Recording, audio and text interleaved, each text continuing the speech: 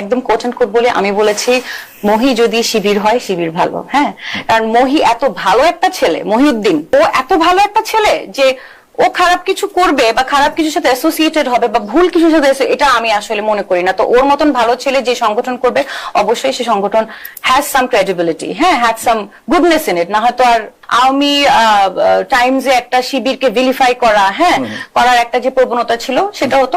এখন আমি সেটা করব না। এখন আপনারা আমাকে যতই এবার শিবিরের ফেমিনিস্ট শাখার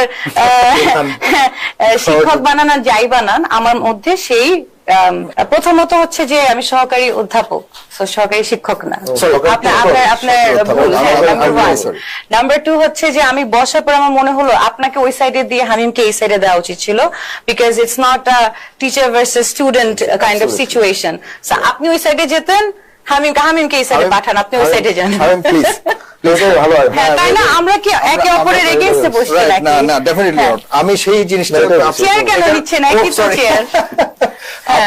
আপনি এই কারণে তো শিক্ষক। এক্স্যাক্টলি। এবার আমি কথায় আসি। সো আমি যেটা মনে করি, আমি যেটা প্রথমেই আমি তো আসলে none of us planned to sit together, তাই না? আলাদা আলাদা ইন্টারভিউ দেওয়ার কথা ছিল। আমি এটাও দর্শককে মেনশন করি, আই নিউ যে আমি আমার জায়গাটা বলতে আসবো। তো আমাকে যখন উনি বললেন যে ম্যাডাম হামিম ভাইও আসবেন, আমি বলছি হামিমের সাথে আমি দেখা করতে পারি, আমি ওর মুখোমুখি কোনো কথা বলার কোনো দরকারই নাই আমার, কারণ আমার আসলে ও স্টুডেন্ট। ওই 9 তারিখেও আমার স্টুডেন্ট অনেক পছন্দ, এর জন্য আপনারা দেখেছেন আমাকে বকা দিচ্ছিলাম।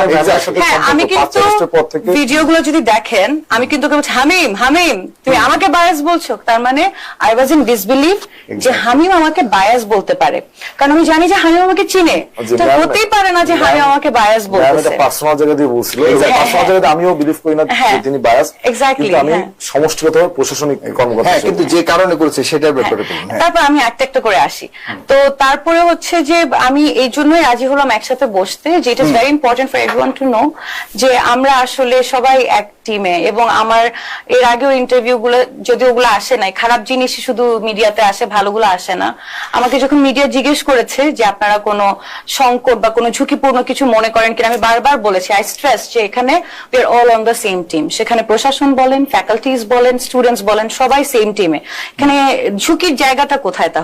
তাহলে সেম কথা আমার হামিমের জন্য, যে আমার সাথে হামিমের 9 তারিখে একটা বাগবিতণ্ডার মতন হয়েছে।